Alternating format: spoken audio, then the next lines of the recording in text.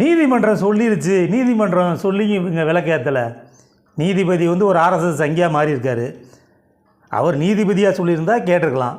அவர் RSS காரணம் மாதிரிலாம் தீர்ப்பு சொல்கிறாரு. கலவரம் வரும் தெரிஞ்சு 6 மணிக்கு எத்தனை இல்லாட்டா 6:05க்கு போய் நான் துணை இராணுவத்தை வச்சு ஏற்ற சொல்லுவேன்னா அப்போ எவ்வளோ திமிரு.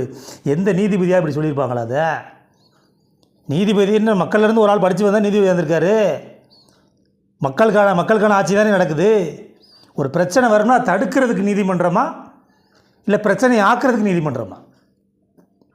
நல்லது சொன்னாதான் நல்லவனாக தான் ஏற்றுக்குருவாங்க. நீங்கள் என்ன சொன்னாலும் எப்படி ஏற்றுக்குருவான்? அது போகிற நீதிமன்றம் சொல்லி மீறி செய்கிறாங்கன்னா தப்புன்னு தெரியுது. அதுக்கு அங்கிட்டு போய் நான் செய்வேன்னா வீம்புக்கு செய்கிறேன்னா அப்போ அசிங்கப்படுத்தி நிற்கணும். இப்போ யாருக்கு அசிங்க? அந்த நீதிபதியை மிரட்டி நீங்கள் சொல்ல சொல்லி அந்த நீதிபதிக்கு தான் அசிங்கம். எதுக்கிட்ட தேவையில்லாமல் ஒரு தீர்ப்பை கொடுத்துட்டோமோன்னு அந்த நீதிபதி கண்டிப்பாக வருத்தப்படுவார். நீங்கள் சொல்ல வச்சு சங்கி கூட்டங்கள் நீங்கள் சொல்லுங்கள், உங்களுக்கு நாங்கள் இருக்கோம், எதிர்காலத்தில் உங்களுக்கு ஒரு ஆளுநர் பதவி பார்சல் அப்படின்னு சொல்கிற அளவுக்கு இருக்கும்.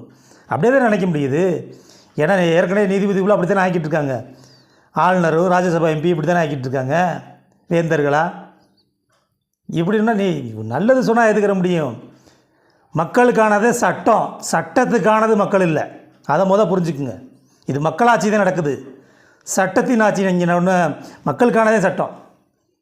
நீங்கள் போனால் ஹிட்லர் மாதிரி கொண்டு வரலாம் பார்க்குறீங்களா? அது என்னன்னு புரியுங்க. ஏற்ற விடலாம் தான் பேசணும். எப்பயும் ஏற்றுற இடத்துல ஏற்றியாச்சு.